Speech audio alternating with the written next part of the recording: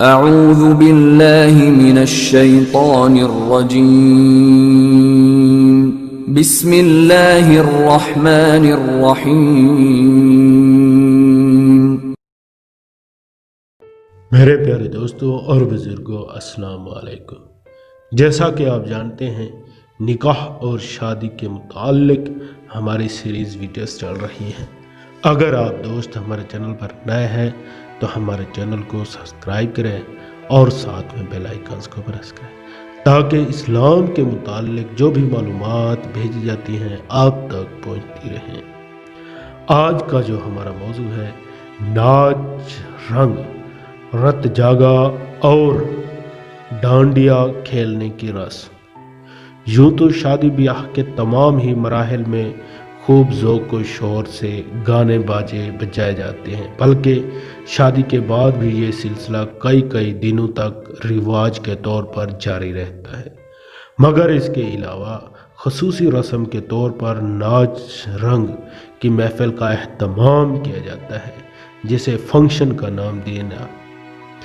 یہ function back وقت کئی گناہوں کا مجموعہ ہوتا ہے۔ ایسے ہی رت جاگا ڈانڈیا بھی ڈھولکی گانے باجے جیسے خرافات سے بھی بھرپور ہوتی ہیں، جو کہ ناجائز گناہ اور جہنم میں لے جانے والے کام ہیں۔ ایسی رسموں سے بچنا ہر مسلمان پر فرض ہے۔ اکثر جہلوں میں رواج ہے کہ محلہ یا رشتہ کی عورتوں کی جمع ہو جاتی ہیں اور گاتی بجاتی ہیں، یہ حرام ہے۔ اور ڈھول بجانا ہی حرام ہے۔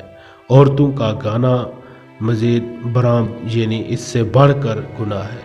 عورت کی آواز نامحرموں کو پہنچنا اور وہ بھی گانے کی، اور وہ بھی عشق، ہجر و وصال کے اشعار یا گیت جو عورتیں اپنے گھروں میں چلا کر بات کرنا پسند نہیں کرتی، گھر سے باہر آواز چلانے کو معیوب جانتی ہیں، ایسے موقعوں پر وہ بھی شریعت ہی کو چھوڑ کر ان میں شریک ہو جاتی ہیں۔ گویا ان کے نزدیک گانا کوئی عیب ہی نہیں، کتنی ہی دور تک آواز جائے گی، کوئی حرج نہیں۔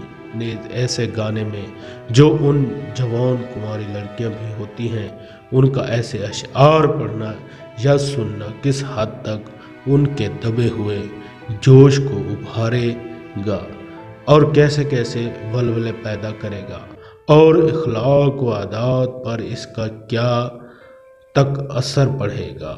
یہ باتیں ایسی نہیں جن کے سمجھانے کی ضرورت ہو، ثبوت پیش کرنے کی حاجت ہو۔